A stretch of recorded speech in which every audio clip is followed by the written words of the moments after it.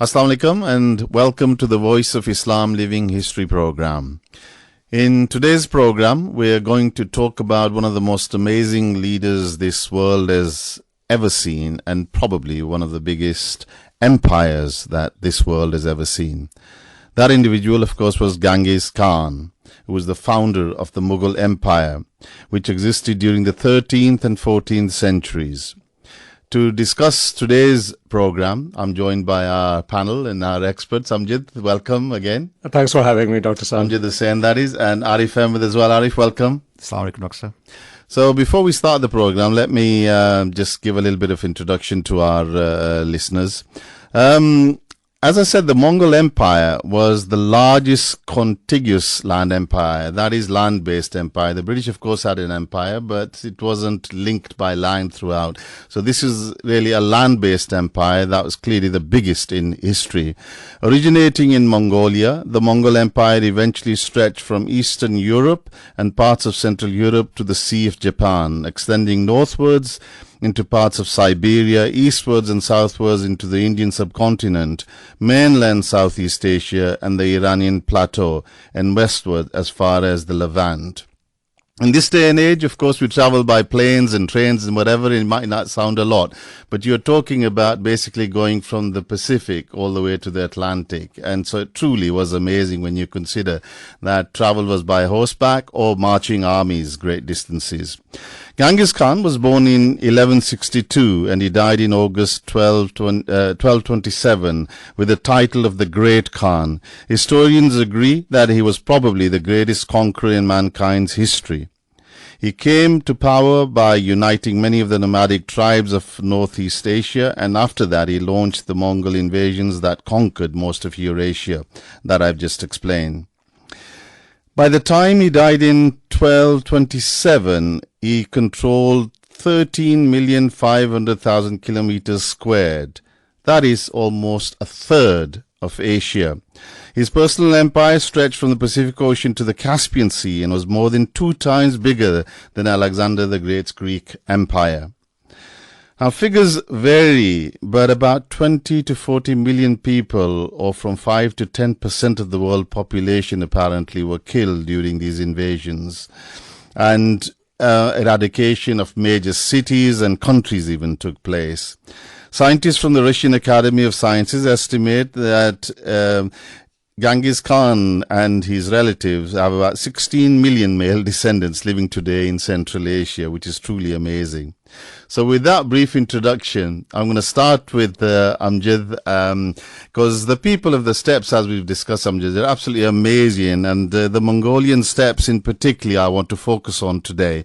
Just tell us a little bit about this area, the steppes and the Mongolian steppes in particular that gave rise to these Mongols. The area of modern Mongolia has been inhabited by various groups of nomads since the ancient times. While most of Central Asia had a fairly similar nomadic lifestyle, where moving in and around national boundaries and mixing with different settlements was common, the situation in Mongolian steppe was rather unique because migration was limited by natural barriers like the Altai Mountains in the west and the Gobi Desert to the south and the freezing wasteland to the north in Siberia. These were all unsuitable for nomadic-based living. These barriers greatly limited the migration, although they also kept out invaders as well. The clans in Mongolia are only allied with other Mongolian clans with which they shared the same language, religion and way of life. This would later be a huge advantage in uniting the people in Mongolia against the threats of the expanding Chinese empire. They were reportedly repeated conflicts with the Chinese dynasties of the Shang and the Zhou, which began conquering and enslaving the Mongolian people in the expansion drift. The history of the Mongol people, as I mentioned, Genghis Khan, we're talking about the 13th and 14th century, but their really origins go a long way back. It is believed that from the 3rd century BCE, before Christian era, to about 900 Christian era, a variety of nomadic tribes belonging to ethnic Mongol, Turkic, and Uyghur tribes ruled the area of present Mongolia. All these empires or khanates, it's a word that we're going to hear again and again, had regular wars with the major power, the Chinese dynasties, as Amjad mentioned as well. Around the time when we're talking about the rise of the Mughals, the Khitans, or Khitans, however Arif you pronounce it, tell us a little about them and what role they played before the rise of the Mongol Empire. Yes, the Khitans, they were an ethnic group, and their language was related to the Mongolic languages. And their ruler, Amjad, he founded the Khitan dynasty, the Liao dynasty, in 907. And the Liao dynasty basically it covers a large portion of what is present-day Mongolia. This dynasty grew strong, and it occupied parts of northern China, northeast Asia, also known as Manchuria, and it also occupied where Beijing is as well, and also much of China north of the Yellow River. Now, they were intelligent people. They built cities and they exerted dominion over their agricultural subjects as a way of consolidating the empire. Another important group, which is the Jurchen, they were ancestors of the Manchu. They formed an alliance with the Song dynasty and they reduced the Liao dynasty to a vassal state. A vassal state is another word for a puppet state. That's the best way of explaining it in modern day terms. And that was done through a 7-year war between 1115 and 1122. And the Jurchen leader, he proclaimed himself to be the founder of a new era. We hear this very often in modern day terms. He was one of the people that said there was a new era, and that was the Jin dynasty, which ruled from 1115 to 1234. Now, of course, they were very keen to conquest more land, and they didn't pause. They subdued Korea in 1226, and they invaded territories of their former allies, the Song, which caused a series of wars with China that continued through the remainder of the century. So you can see there's a lot of disorder going on. The Liao dynasty eventually fell in 1125, and some of these Khitans fled west after their defeat by the Jurchens, and they formed the Karakitai, another dynasty which ruled from 1125 to 1218, and that was based in present-day Xinjiang and eastern Kazakhstan. So there was a lot going on, but as we see with most dynasties, they're always trying to grow, conquer their neighbors, expand, form alliances in different ways. It's interesting, both of you mentioned quite a bit about the Chinese, and that's a separate program we're going to do, inshallah, later on, because the Chinese civilizations and dynasties have been quite amazing. So really, just prior to the rise of Genghis and the Mongol Empire, the Mongolian plateau was occupied mainly by 5 powerful confederations. The Karaites, the Khamag Mongol, as you've mentioned, the Nayman, the Mergid, and Tatars as well. And the Jin emperors were always pushing them, really, and using a divide and rule policy to keep them fighting and ruling. And you mentioned that the Liao Empire was superseded by the Jin, and it was with the help of the Chinese that happened. And it's interesting what happens to the Chinese dynasties later on as they form alliances, but we'll come to that later on. So Amjad, we mentioned these Mongol tribes coming together into this, what is the Khamag Mongol. Tell us a little bit about what that is. The Khamag Mughals was the major Mughalites, and sometimes considered the predecessor state to the Mughal Empire itself. And they had a ruler called Kabul Khan, the ruler of the Khamag Mughal, and he was the great-grandfather of the Genghis Khan. He successfully repelled the invasions from the Jurchen Jin armies. However, the Kabul's successor, Ambagai Khan, was betrayed by the Tatars and handed over to the Jurchens and executed. The Mughals then resumed attacks on the Tatars to avenge the death of their late Khan, opening a long period of inter-rivalry clan hostilities. The Jinn and the Tartar armies defeated the Mongols in 1161. Kabul's grandson, Yeghzje, who became the chief of the Khayyad tribe and permanent leader of the Khamugul dynasty, and in 1162, had his firstborn son Temujin, the future Genghis Khan. So we come to now Temujin, or the Genghis Khan. Yesugai, his father, clearly had brought him up into a hierarchical family that was well connected.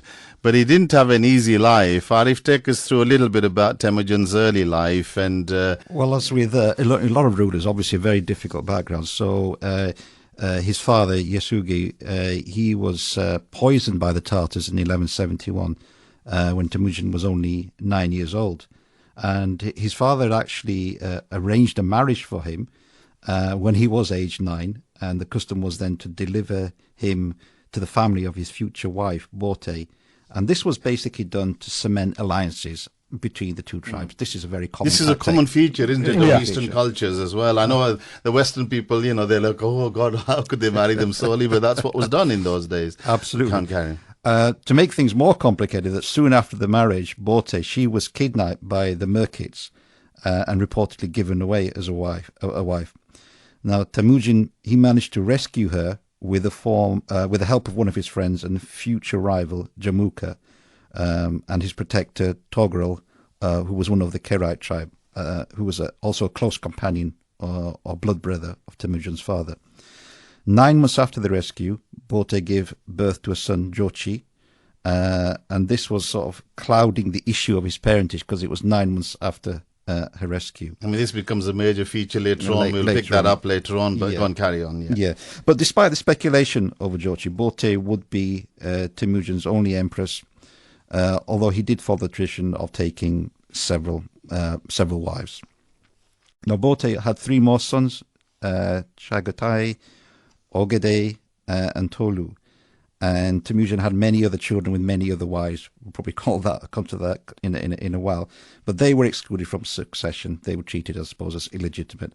And only Bote's sons were considered to be his true heirs. Because Genghis Khan's sons really play a major part in the empire, and so these names become very, very important. Now, over time, his friend had helped him to get his wife, right? But over time, Jamuka and Temujin drifted apart in their friendship. Each began consolidating power, and they became rivals.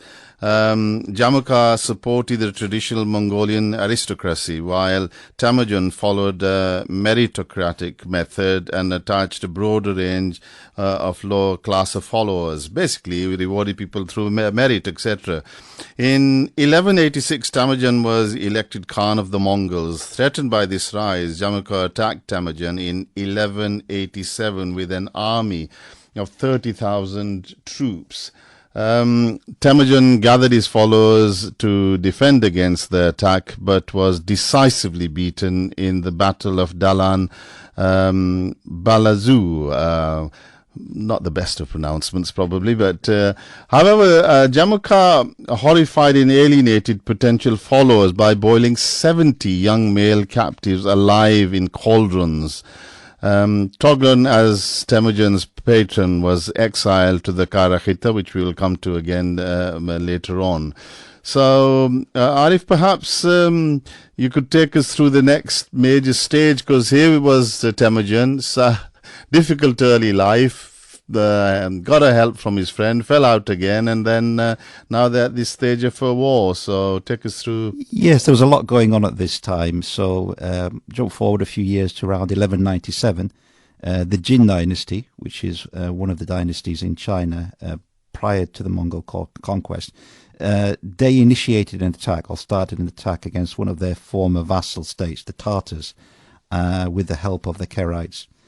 Now, Temujin, he commanded part of this attack, and after this victory, he and Togrul were restored by the Jin dynasty to positions of power. However, the Jin bestowed Togrul with the honourable title of Ong Khan, and Temujin was given a lesser title of Jot Kuri. I'm not sure what that means. I've been trying to find out what it means, but I just know that it's a lesser title than the Ong Khan. Now, of course, when you have two people, prominent people, there was disagreements between Togrul and Genghis Khan. And so Togrul, to try and alleviate this and get rid of him, he allied with Jamuka, who had already previously opposed Genghis Khan's forces. However, I think he didn't like the merit system, basically, absolutely. The system and he wanted was to different. promote some of his close people, and thus falling out. So yeah, go on, Karen. Sure. So obviously that led to a conflict, but actually in the ensuing battle, a large number of fighters deserted Togrul and joined Genghis Khan, but Jamuka escaped during the conflict. Now, according to some historical accounts, Genghis Khan still tried to make peace. He offered his friendship to Jamuka. Genghis Khan had killed the men who had betrayed Jamuka, saying he didn't want disloyal men. He only wanted people in his army who were loyal. Jamuka, though, refused the offer, and he said something which is very telling. He said, there can only be one sun in the sky. And he knew his time was up, and he said, I want a noble death. Now, the custom in that time was to die without spilling blood. So specifically, the custom was to break someone's back. So this is what he requested, even though he had previously, as we heard, boiled people's opponents alive. He actually requested that he be killed by breaking the back. And so that's how he was basically disposed of. So basically now we're moving to the stage where Genghis Khan gets his crowning achievement, and around 1200, around the sort of Mongolian plateau, or around the Confederation, there were the Naimans to the west, the Merikits to the north, the Tanguts to the south, and the Jin to the east. And by 1206, Genghis Khan had managed to unite or subdue the Merkits, Naimans, Mongols, Karites, Tartars, Uyghurs, and other desperate smaller tribes under his rule. And clearly, his system of giving promotion by merit, etc., was drawing more and more people, and that's why he basically managed to defeat his friend and colleague as well. So this was a monumental feat. It resulted in peace between previously warring tribes and a single political military force. The Union of the Mongols had a Kurultai, which is basically a gathering when they make major decision, or council of the Mongol chiefs. And Genghis Khan was acknowledged as the Khan of the consolidated tribes and took the new title Genghis Khan. So from Temujin to the real Genghis Khan, that's when the title was given. And the title of Kagan was conferred later on through his son. So that's how he became the great Genghis Khan. Amjad, tell us a little bit about the sort of early stages of how he clearly got the tribes together, but he turned it into something much greater. Just take us through his thinking and what he did. He was truly a man of vision, because in his rule and his conquest of rival tribes, Temujin broke with Mughal traditions in a few crucial ways. He delegated authority based on merit and loyalty rather than on family ties and clan ties. As an incentive for absolute obedience and the Yassa code of law, Temujin promised civilians and soldiers with wealth from future war spoils. When he defeated rival tribes, he did not drive away their soldiers and abandon their civilian populations. Instead, he took the conquered tribes under his protection and integrated his members into his own tribe. He would even have his mother adopt some of the orphans from the conquered tribes, orphans from the wars, and bring them into his own family. And these political innovations inspired great loyalty among the conquered people, making Temujin stronger with each victory as he went. And Genghis Khan, of course, he introduced many innovative ways of organizing his army. For example, he dividing into decimal subsections of urbans. Urban was a unit of 10 soldiers, Zuans 100. Forgive me some of these pronunciations, but then he will divide them into 1,000 and then into a 10,000 troop contingent. So basically, in modern formations, we have in the infantry, like battalions, divisions, and regiments, and so forth. So he was a great military thinker and visionary. And of course, he had a guard. Also, he had the imperial guard that was founded and divided into the day guards and the separate unit for the night guards. And Genghis rewarded those who had been loyal to him, and he placed them in high positions as head of the army units and the households, even though many of them came from very low-ranking clans. So basically, he was promoting meritocracy within his, not just in the army, but also in the council and so forth. And compared to the units he gave to his loyal companions, those assigned to his own family members were relatively few. So basically, he did not promote his own kith and kin, but promoted those who were, merit and were able-bodied individuals. So that is what, he built basically a very progressive, modern outlooking fighting force. He proclaimed a new code of law for the empire, or known as the Yasa, the law. Later, he expanded it to cover much of everyday life and political affairs of the nomads. He forbade, for instance, the selling of women, theft, fighting among the Mongols, and hunting of animals during the breeding seasons. And of course, the biggest innovation they were basically horsemen, but was the innovation of the composite bow and arrow combined with the skills of the horseman. It was a lethal combination that basically no other civilization could withstand. And they will use the sinew from the animals, so they'll make a composite bow. So that had a greater basically distance they can fire this arrow at. I mean, some looked at some figures online, and they say up to 500 meters. That's amazing. So you can fight your opponent at 500 meters, and that was unsurpassed at that time. I mean, this is something interesting, isn't it? Because their predecessors, we mentioned, the Uyghurs, the Turks, the Turkic tribes in particular, before the Mughal Empire, they also had a massive empire. And one of the things that allowed them to do that was the ability to fight on the horse. They were just second to none. Absolutely, this was new innovation on the battlefield. So they decimated, the Persian Empire, much of the, they came as far as East Europe, went as far as south as the Indian subcontinent, and they were just unstoppable because of this unity, purpose, and organization, and was based on skill, merit, and ability, rather than who you were, if you were in a tribesman or not, if you were like a nobleman or not. It did not matter if you had the abilities to bring to the battlefield. And this is what basically, we're dealing with the 12th century, and these are 21st century tactics employed, mobility, very fast, hit and run. And fighting your enemy at a distance, and those were basically the composite bow and the speed of the horse is like modern cavalry. Oh, and also the saddle, Arif, as well, and the what's the bit where you put your foot on to stirrup? Yeah, I mean these were inventions which they'd specialized in because of the way. I mean, they could shoot their bows upside down and turn around, and they were absolutely extremely skilled horsemen. Which as Amjad said, that it's very difficult to counter that because of they'd not seen anything like this before. And it was very difficult to defend against. Yeah, because a lot of people just simply think of the Mongols as these marauding people who just simply looted and whatever. But you don't build such a massive empire. It needed some strategy, some thinking, and that's where Genghis Khan had set the stage. And you mentioned the case of not selling women, etc., etc. A lot of people think that he was just a savage, but he actually had some firm laws. By belief, there were shamans, basically, weren't there? Yeah, there were shamans. They believed in sort of natural worship, spirits, the blue sky god, etc., who had given them the right to rule.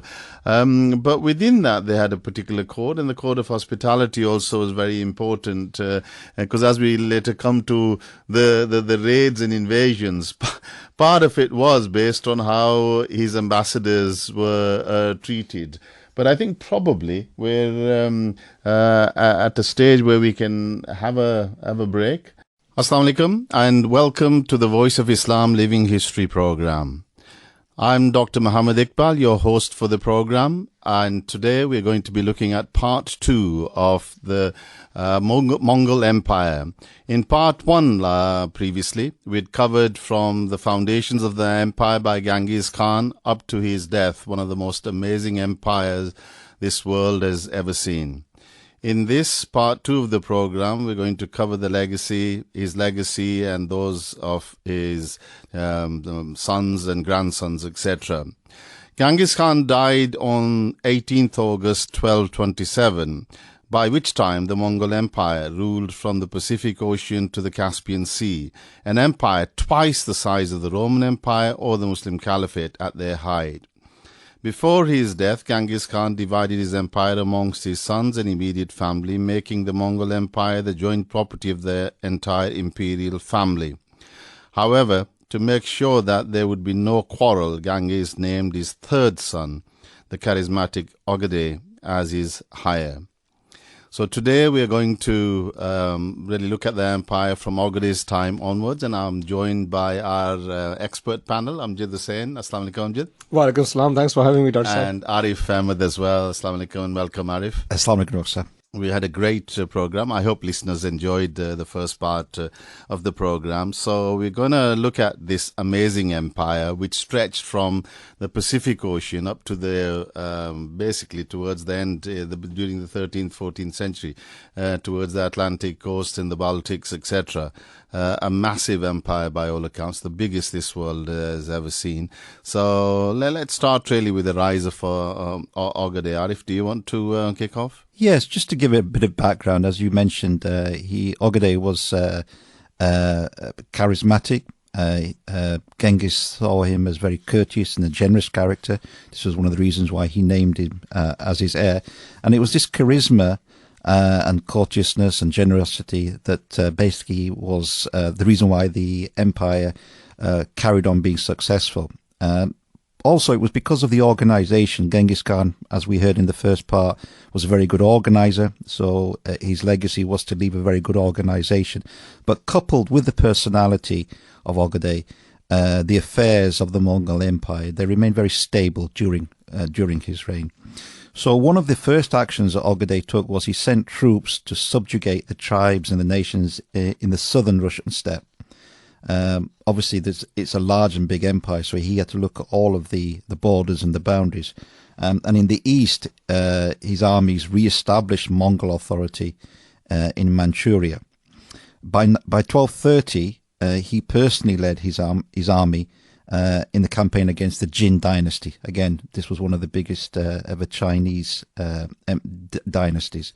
And one of Ogadei's generals, he captured the capital. Subutai, probably one of the greatest empires, generals. Wasn't it? Really? Absolutely. He played an amazing role both in the east and in the west. But carry on. Go Absolutely. On. So he was the one that captured the capital of the emperor in the siege of Kaifang in 1232. That was more or less the end. I mean, the Jin dynasty did carry on for a couple more years, but by 1234, the Jin dynasty was finished when the Mongols captured Chaozu. And with the assistance of the Song dynasty, the Mongols, they finished off the Jin in 1234. It's interesting, isn't it? The Chinese collaborated initially to get rid of the Jin, and now they fell out, and of course they felt the wrath of Ogadei as well. Yeah. So basically the Chinese then, they still had to face the wrath of Ogadei and his sons. The Song forces, they resisted fiercely. And there was a series of campaigns, and these were something slightly different because the campaigns were held on unfamiliar terrain, which was not hospitable to horses. We heard in the first program that they were great horsemen, but when the terrain is not hospitable to horses, then it made it more difficult. There were new diseases, and there were naval battles. Again, most of the empire was a landmass, so the Mongols were not familiar with fighting naval battles. That just made it a little bit more difficult. So it was one of their most difficult and prolonged campaigns, but eventually they were successful, even though the Chinese fought fiercely. Obviously the big area they wanted to concentrate was China, but of course they hadn't forgotten about the Western front. And on the Western front, Batu Khan, grandson of Genghis Khan and the son of Jochi, the eldest son, was given really the command on that side, and he was supported again also by Subutai, who tended to be everywhere. And of course, Batu Khan was taking really territories from the Bulgars, the Alans, the Kipchaks, Bashkirs. These are all tribes or areas close to sort of the Russian East European. Amjad, if you could take us through the Western Front and really the key developments on that side, when that became the Golden Horde. But we will come to that later on. Having subdued most of these tribes, as you mentioned, the steppe tribes in particular, by 1237 the Mongols were encroaching upon Rezan, the first given Rus principality that they were to attack. After a 3-day siege involving fierce fighting, the Mongols captured the city, massacred its inhabitants. Then they proceeded to destroy the army of the Grand Principality of Vladimir at the Battle of the Sit River. The Mongols captured the Alanian capital Magas in 1238. By 1240, all the Kievan Rus had fallen to these nomadic Asian invaders, except for a few northern cities. Mughal troops under Maknan in Persia, connecting his invasions of the Caucasia with the invasion of Batu and Subadai, forced the Georgian and Armenian nobles to surrender to them as well. Giovanni di Pano Capriani, the Pope's envoy to the Mughal Great Khan, travelled through Kiev in February of 1246 and wrote, "The Mongols attacked Russia, where they made great havoc, destroying cities and fortresses and slaughtering men, and they laid siege to Kiev, the capital of Russia. After they had besieged the city for a long time, they took it and put the inhabitants to death. When we were journeying through that land, we came across countless skulls and bones of dead men laying around on the grounds. Kiev had been a very large and thickly populated town, but now it has been reduced almost to nothing. For there are at present times scarce 200 houses there, and the inhabitants are kept in complete slavery." I mean, this is recorded history from the envoys of the Pope, and it showed the horror Europe was facing as well. Many of the Muslim empires were facing this, and the Chinese were as well, but Europe saw at first hand what they were able to do. It was absolute brutality, Doc Sam. Again, the Mongols, had built their reputation on basically not showing any mercy, and it showed, how they were prepared to destroy very densely populated towns and basically reduce them to practically nothing. So the next bit we have is the push into Central Europe. So the Russians really faced the wrath. The Chinese did as well, as the Muslim empires had. We covered in the previous program. Let's look, Arif, a little bit at Central Europe and how they fared at the onslaught. Absolutely. And, we were just talking about fighting on one flank in China, now the other flank in Europe. It just shows you the sheer size of the empire and how much they had to cover. So the advance into Europe continued. The Mongols, they invaded Poland and Hungary. And when the western flank of the Mongols, they plundered the Polish cities, a European alliance built up. So they were the Poles and the Moravians, and the Christian military orders of the Hospitallers and the Teutonic Knights and the Templars. They all assembled enough forces, and they did halt briefly the Mughal advance. However, the Hungarian army and the Croatian army and the Templar Knights, they were beaten by the Mongols at the banks of the Sejo River in April 1241. And that effectively meant that Europe was under the control of the Mongols. I mean, the Hungarians and Polish were quite powerful, really, countries and empires at that stage when the Mongolians were rolling over them. And the relative force was quite small compared to the overall Mongol armies.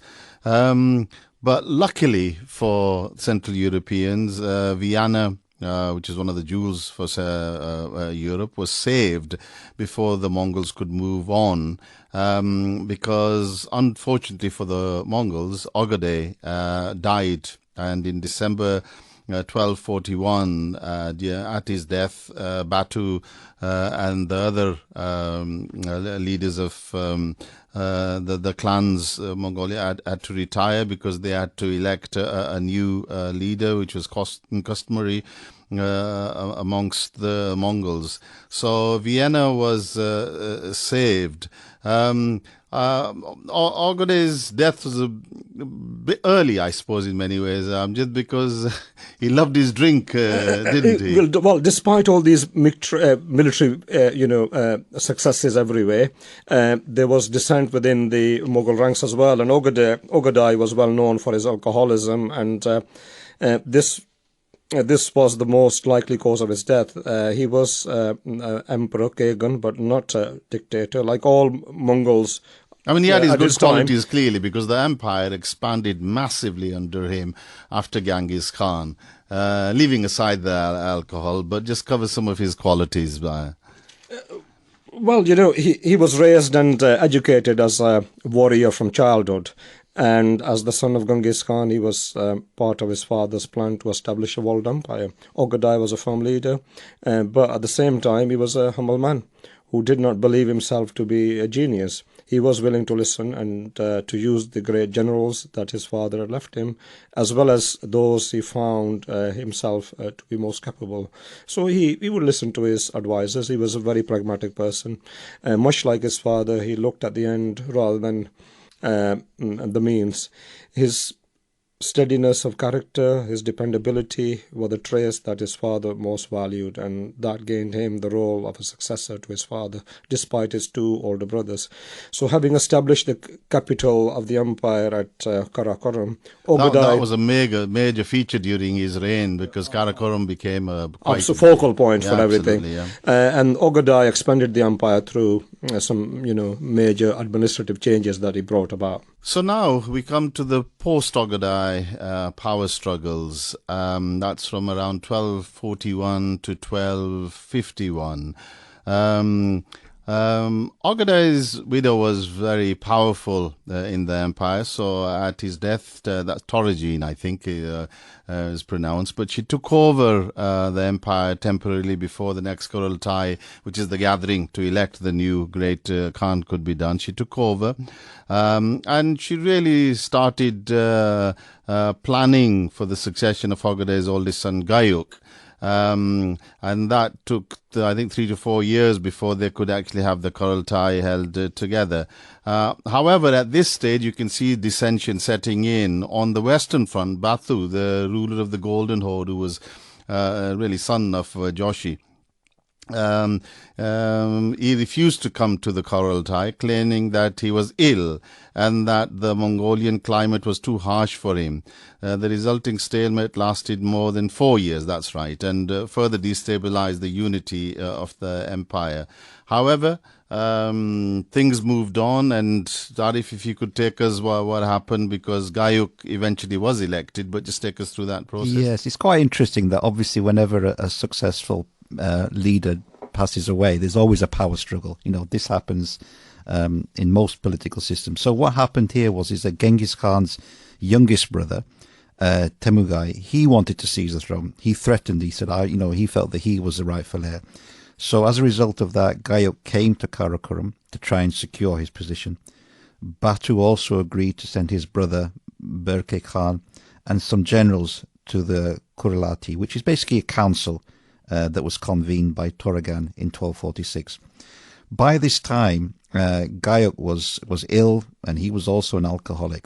But because he had some very successful campaigns in Manchuria and Europe, this gave him the stature. These are people who respect military conquests. And so these campaigns, they gave him the stature that was necessary for him to be a great Khan.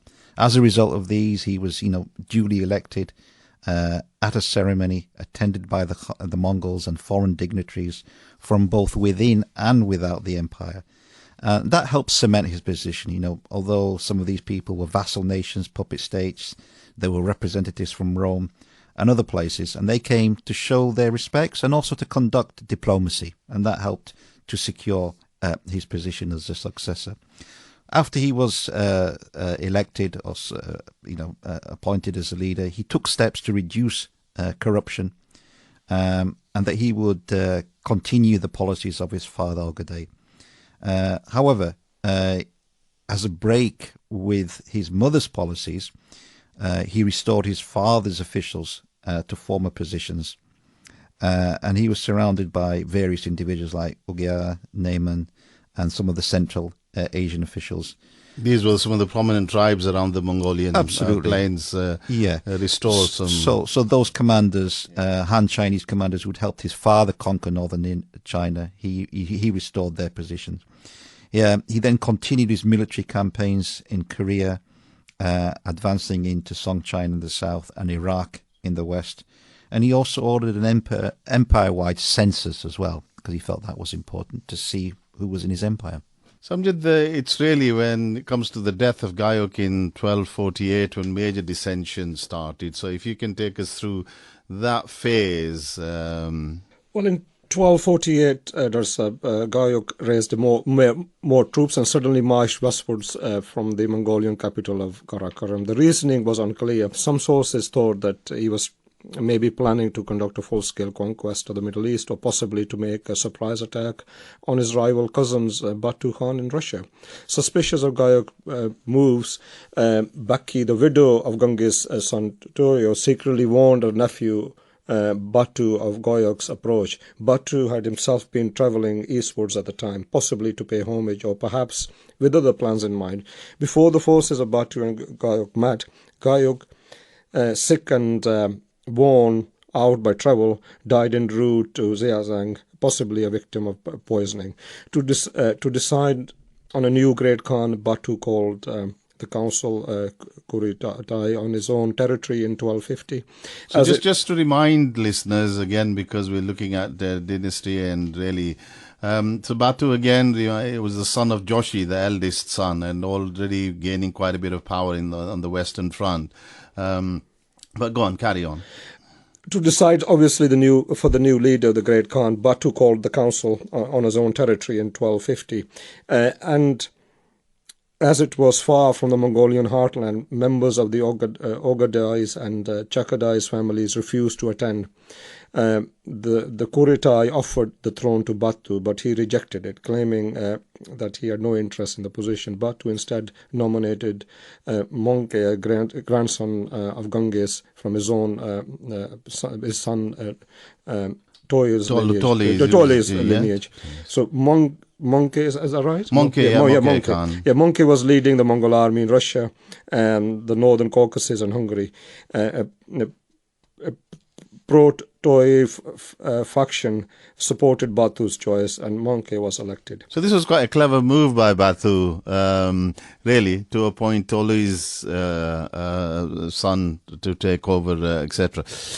So carry on. So then Batu sent Mongke under the protection of his brothers Berke and Taktimur and his son Sartag to assemble a more formal council to be held at the one in the Arals? In the Arals, yeah.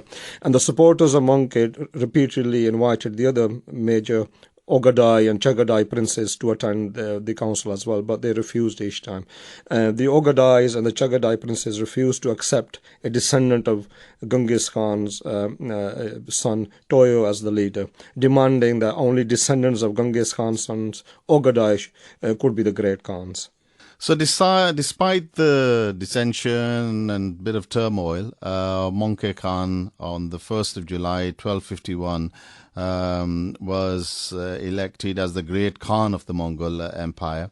Interestingly, this marked a major shift in the leadership of the empire, transferring power from the descendants of Genghis Khan's son Ogaday to the descendants of Genghis' son Tolui. It's a big change, and that tends to sort of follow. And it's amazing how empires have these shifts.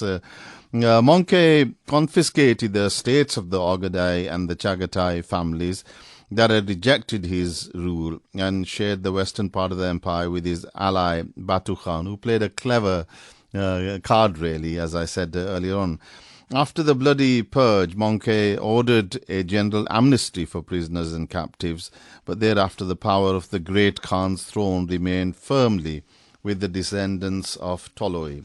So Arif, if you could then take us to the next stages, because the empire was still unified, still under one great Khan, and kept on expanding, and take us through Mongol's rule. Please. Yes, absolutely. And of course, whenever you have an empire, you always have to consolidate your power, remind people who's in charge. So Mongol, he assigned his brothers, Hulagu and Kublai, and they were basically to rule Persia, and Mongol held China respectively. In the southern part of his empire, he continued the struggle against the Song dynasty, and in order to outflank the Song from three directions, he dispatched Mongol armies under his brother Kublai to Yunnan, which is in southwest China, and under his uncle Leku to subdue Korea and pressure the Song from that direction as well. We talked about this in the previous program, where obviously they were attacking on more than one flank. The Chinese campaigns lasted, I think, 70 odd years in total. Absolutely. So it's quite amazing, really, the planning, but you're absolutely right. We did cover some, Yeah. So Kublai, he conquered the Dalai Kingdom in 1253, and the Dalai King actually defected to the Mongols. This is sort of towards the Tibetan plains, That's wasn't right. it? That's right, yeah. And his defection helped them conquer the rest of Yunnan. Mongol's general, Korodai, he stabilized control over Tibet, and one of the things which he did was actually convincing or inducing the monasteries to submit to the Mongol rule. The monasteries obviously had a big influence at that time, and he felt that if he could get them to submit to Mongol rule, it would help consolidate power. Subutai son, Urankadi, he reduced the neighboring peoples of Yunnan to submission, and he went to war with the kingdom of Diavet, which is modern-day Vietnam. They were under the Tran dynasty in northern Vietnam. This took place in 1258, but they actually had to draw back. The Mongol Empire, they tried to invade Diavet again in 1285 and 1287, but they were defeated both times, so they were not successful in Vietnam. So major success is really heading in that part of Southeast Asia, China, and Tibet. China, etc. Yeah. China more or less now coming under more or less completely control. Under control.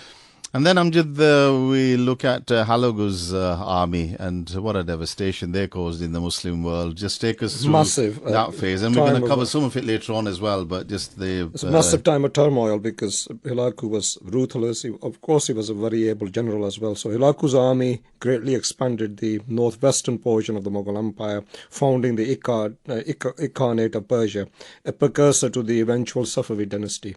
So under Hulagu's ruthless leadership, the siege of Baghdad in 1258, which is well known, they just basically leveled the whole city. We're going to discuss it a bit later on as well under the Ikhanate. So they destroyed basically, the capital of the Islamic Caliphate, and greatly weakened Damascus, causing a shift in Islamic influence to the Mamluk Sultanate in Cairo, and ended the Abbasi dynasty. When the Caliph al-Mustasim refused to submit to the Mongols, Baghdad was besieged and captured by the Mongols in 1258, as I mentioned, and subjected to merciless sacking, an event considered one of the most catastrophic events in the history of Islam, and sometimes compared to the rupture of Kaaba. We will obviously come back to this later. With the destruction of the Abbasid Caliphate, Hulagu had an open route now to Syria and moved against the other Muslim powers in the region. His army advanced towards the Ayyubid-ruled Syria, capturing small local states en route. When Hulagu headed further west, the Armenians, the Seljuks, the Rum, and the Christian realms of Antioch and Tripoli submitted to the Mongol authority, joining them, and some of them joining them in their assault against the Muslims. They thought it was an opportune, time for them to, particularly the Armenian Christians and the Christians from Antioch, they took advantage of this. So they joined the Mongols in assaulting the Muslims. While some cities surrendered without resisting, others fought back.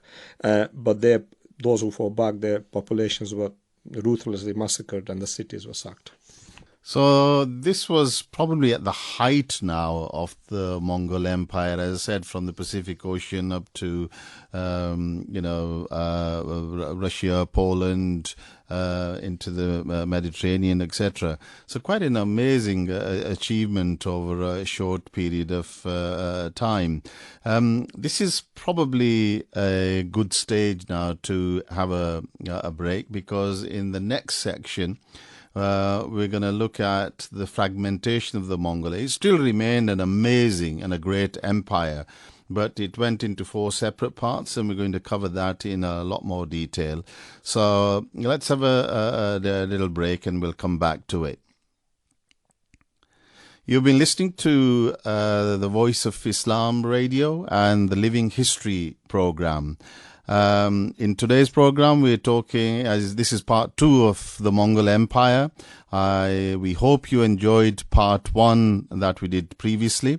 For those of you who love your history, please visit the website www.voiceofislam.co.uk, and you'll be able to see all the different history programs that we have done.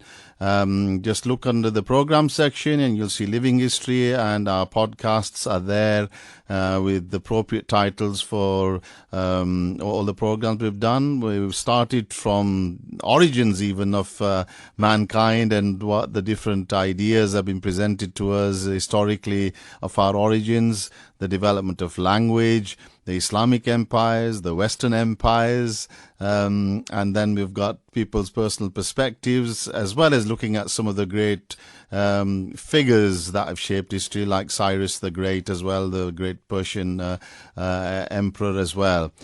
Please do give us your feedback as well. Our hashtag on Twitter is VI Living History. It'd be great to hear from you, what you like, any suggestions that you might want to make for myself and Arif and Amjad as well. But do visit the website and listen to some of the other interesting programs on Voice of Islam. Welcome back to the second part of the great Mongol Empire. We were dealing with the descendants of Genghis Khan and how they contributed to the Mongol Empire, its expansion, etc. But we reached a stage before we stopped on the possible fragmentation of the empire.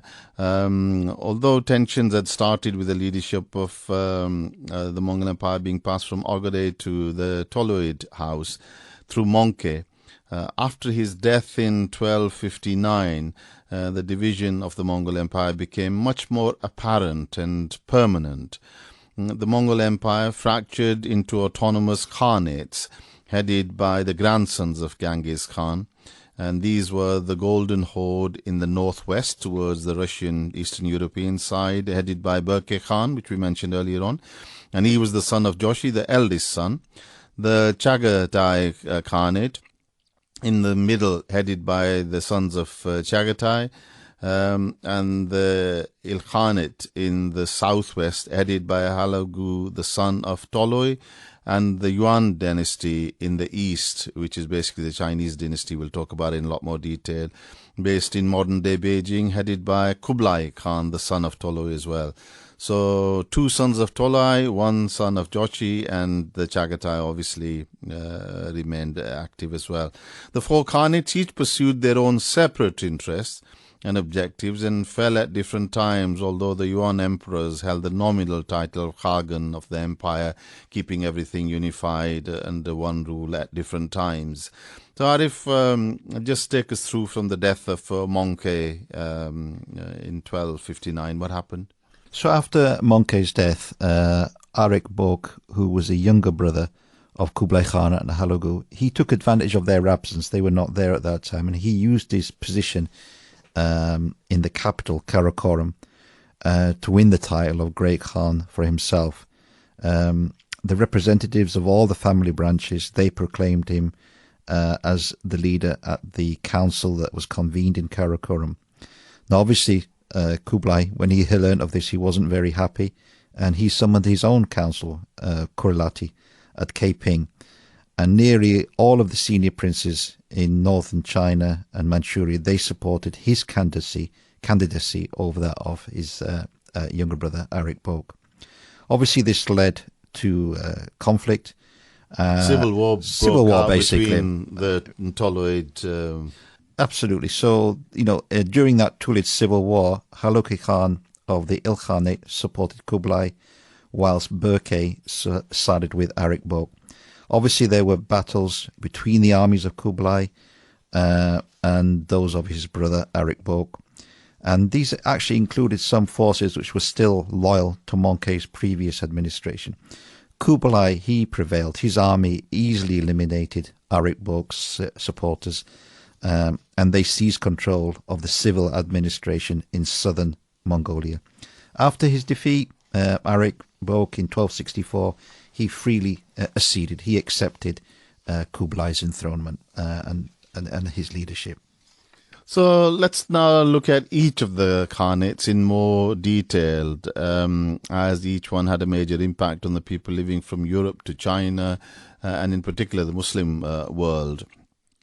We'll start with the Kublai Khan because China represented their greatest challenge and efforts. Genghis Khan had made that clear from the start and concentrated on China. In many ways, the Chinese dynasties had the biggest impact on the Mongol Empire, and they wanted to make sure they had them in their firm grasp. The establishment of the Yuan dynasty, which was from 1271 to 1368 by Kublai Khan, accelerated the fragmentation of the Mongol Empire, but at the same time, it set the greatness of the Mughal Empire. Most of us know much about the Mongol Empire in relation to Kublai Khan and Marco Polo and all that, especially in the Western world. In 1304, a peace treaty among the Khanates established the nominal supremacy of the Yuan dynasty over the Western Khanates. However, this supremacy was based on nothing like the same foundations as that of the earlier Khagans. Conflicts such as border clashes among them continued. Amjad, do you want to take us through about the Yuan dynasty? Because it was essentially a Mongol empire, but of Chinese character, as the Chinese always say. With the Chinese flavor, yeah. So after the defeat of Arik Bok in 1264, Kublai Khan's enthronement was largely accepted by most of the Khanates, although some struggles did remain and continue. Under Kublai, the Mongols were eventually successful in their campaign against China, and the Chinese Song imperial family eventually surrendered to the Mughals in 1276, making the Mongols the first non-Chinese people to conquer all of China. In 1271, Kublai... In fact, just to give you a break, listeners might want to know that hopefully after this, we will be covering the Chinese civilization and Chinese dynasty as well, and the Yuan dynasty will feature in that. But sorry, Amjad, carry on in this. Well, to cement, their succession in China and stamp their own authority, in 1271, Kublai renamed the new Mongol Empire in China as the Yuan dynasty and sought to, basically stamp his own authority and his image on and become the emperor of China, and to win control and heart and mind of the Chinese people. Kublai moved his headquarters to Dadu, the genesis of what later became the modern city of, as we today call Beijing. Yeah, right. His establishment of a capital there was a controversial move, but obviously he wanted to consolidate his gains there. In fact, this was one of the reasons why the civil war took place with Arik Bok, because Kublai Khan had more interest around China and moving the Mongol Empire closer to the Chinese civilization, etc., while Arik Bok wanted it to remain in Mongolia, etc. So that's just the background. But sorry, carry on, yeah. Well, it was a controversial move, nevertheless, among the Mongols, who accused him of being too closely tied to the Chinese culture. The fleets of Yuan dynasty attempted to invade Japan in 1274 and again in 1281. But both invasions failed, and a large number of their ships were destroyed in the sea storms. In fact, this was quite an amazing thing, Amjad, when I was reading. We don't have enough time in this one, but it was one of the biggest armadas apparently raised. Twice they went towards Japan, and because of natural storms and disasters, they were absolutely annihilated. These sea storms were actually named Kamikaze, the divine winds, on both occasions. Yeah. So the Chinese rejoice and they call them divine intervention, really. The Japanese, and Kamikaze, hence we get to this day the name Kamikaze. The Japanese were very, very lucky, in all honesty. They didn't have to suffer, I suppose, the rule of the Mongols. So Kublai Khan, after having established the Yuan dynasty, died in 1294.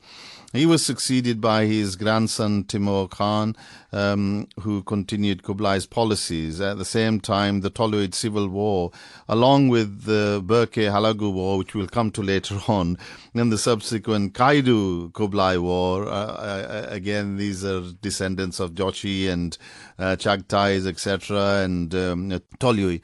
This greatly weakened the authority of the Great Khan over the entirety of the Mughal Empire, and the empire fractured into autonomous khanates, as mentioned earlier on. Only the Ilkhanate remained loyal to the Yuan court, but endured its own power struggle, in part because of a dispute with the growing Islamic factions within the southwestern part of the empire. A variety of rebellions took place later on against the Yuan dynasty and its rules, and eventually the Chinese rose up to really remove and get rid of the Mongol control, and it was restored back to the Chinese, as it were, leading up eventually to modern China, etc. But as I said, we'll cover the Chinese civilization later on. Let's now look at the Chagatai Khanate, Arif. Perhaps you could take us there. So the Yuan covered the Chinese areas and dynasties. Chagatai was sort of middle Central Asian part. Yes, just to remind listeners that Chagatai was the second son of Genghis Khan. And so obviously he was the Chagatai Khanate, and his descendants or successors, they were the people that formed the Chagatai Khanate. He died in 1242, and he was actually succeeded by his grandson, Kara Heluju. He in turn was succeeded by his son, Mubarak Shah. And from the name, you can obviously tell that he was a Muslim. He was actually the first Chagatai Khan who converted to Islam. But he was actually deposed and then reinstated in 1265 with the help of his mother. However, his reign did not last long, and he was deposed by his cousin with the backing of Kublai Khan. The person who deposed him, his cousin, was Ghiyas-ud-Din Barak.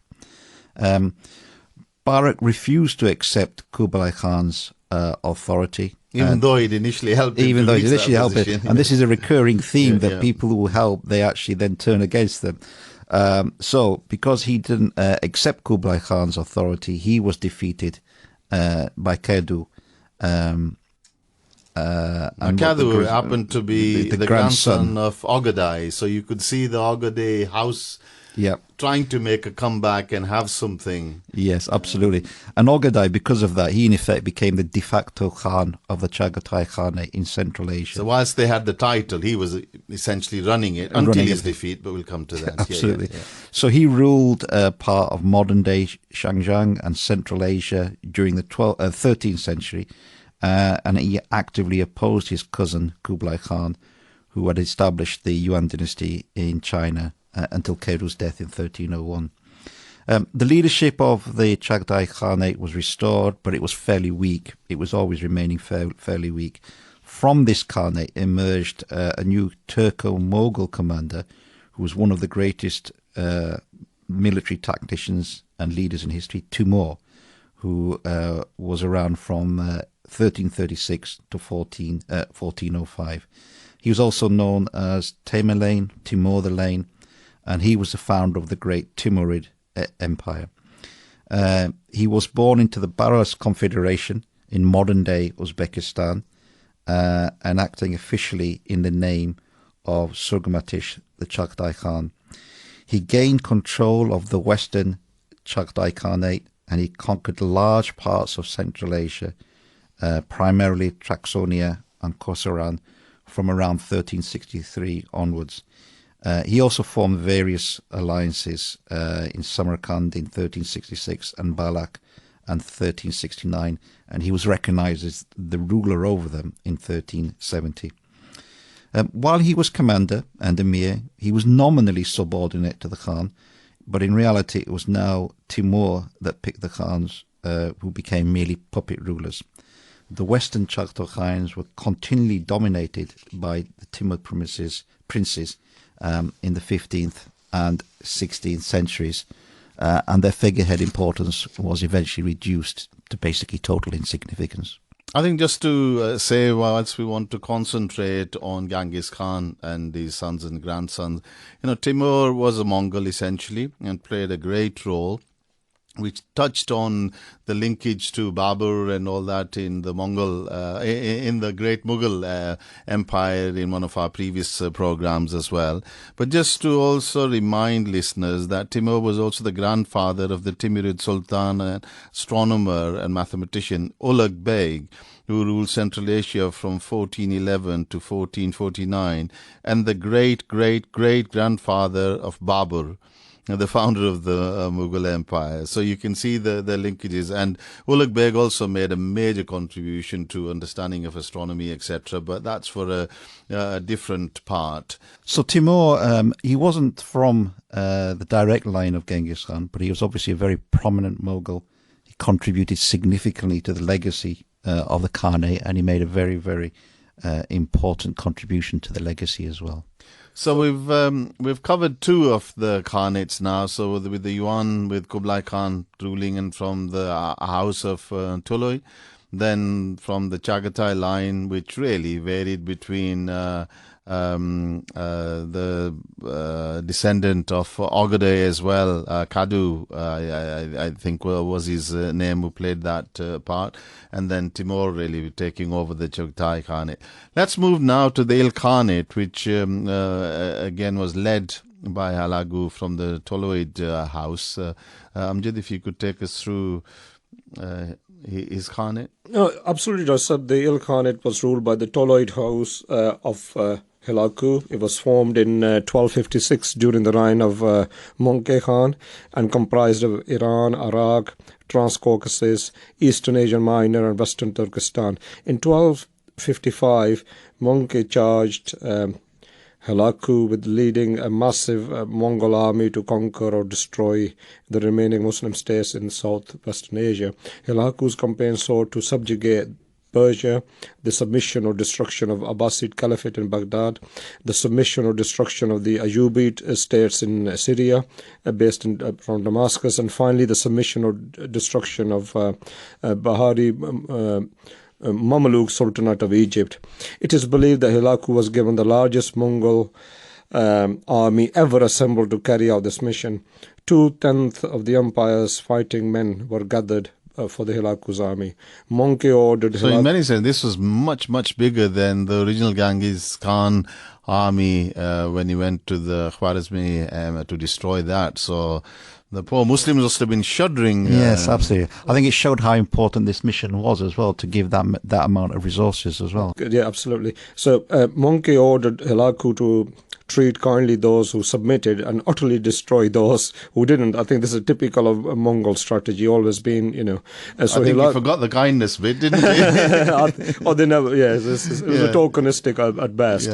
So Hulagu vigorously carried out the latter part of these instructions. So Hulagu's Mughal army set out for Baghdad in November 1257. The Mongols under Chinese General Gua Khan laid siege to the city on January the 29th. In 1258, constructing a ditch and wheeling of siege engines and catapults, the battle was shored by siege standards. By February the 5th, the Mongols controlled stretch of the wall. The Caliph tried to negotiate but was refused.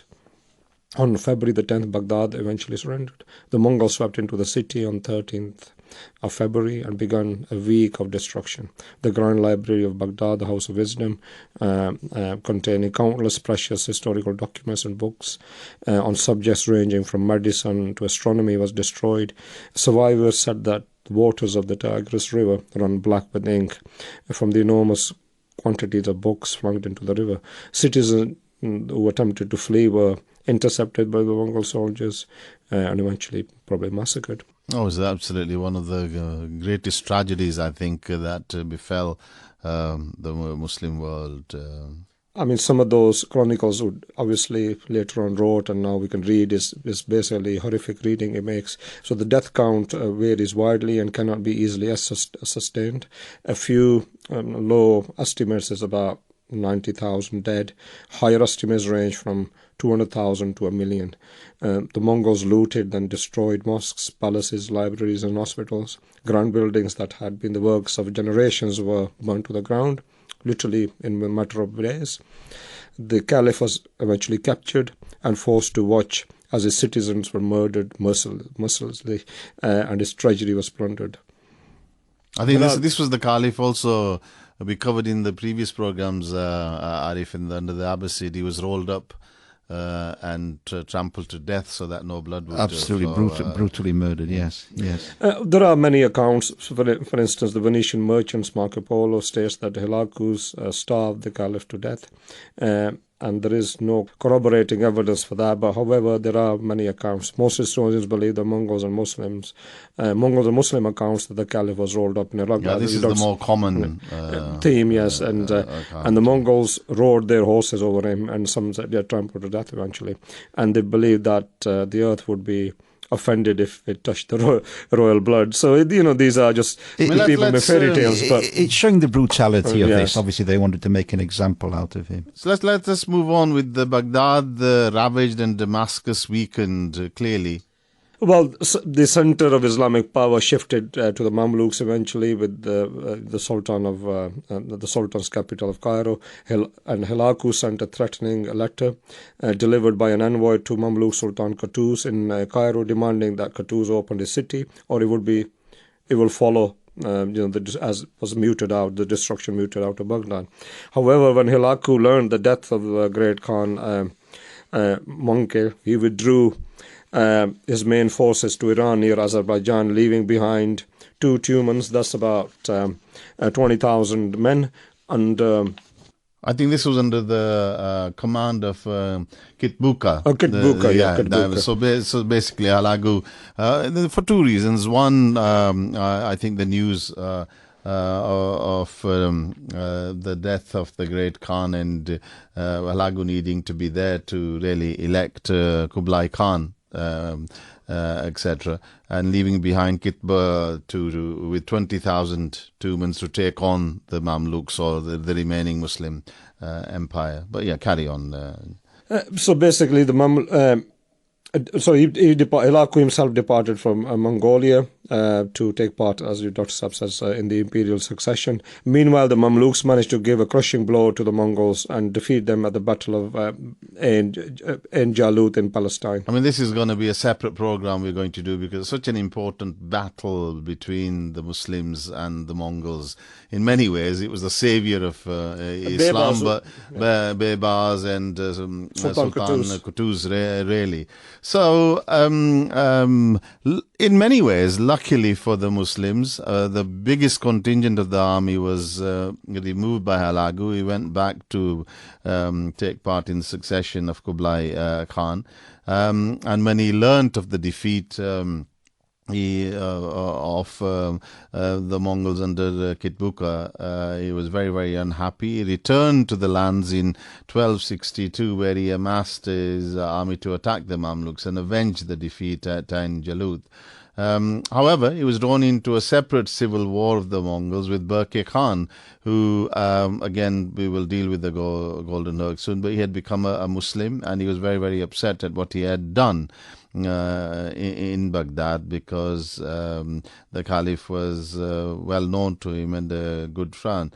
And again, a series of battles took place between Hulagu and his armies, and Berke Khan and Nogia Khan, who was related on the Jokti side to Berke Khan as well. So that takes us really towards the Golden Horde headed by Arif. Do you want to take us through? Yes, just to remind listeners that the westernmost Khanate, this was called the Golden Horde. So this is touching towards Europe and Russia. That's and all right, that. absolutely. Yeah. And this was founded by Batu, who was a son of Joki in 1243 during the reign of Ogedei Khan. The Golden Horde, it included the Volga region, the mountains of the Urals, the steppes of the northern Black Sea, for Caucasus, western Siberia, the Aral Sea, and the Irtysh Basin. And it also held the principalities of Rus in tributary relations. After Batu had died in 1256, there was a number of untimely deaths from his line of succession. And it was his younger brother, Berke Khan, who had been converted to Islam, and he was enthroned as the leader, as the Khan of the Golden Horde in 1258. Berke had converted to Islam earlier, and this was to have a significant impact on his relationship with other members of the Mughal Empire, especially Hulagu.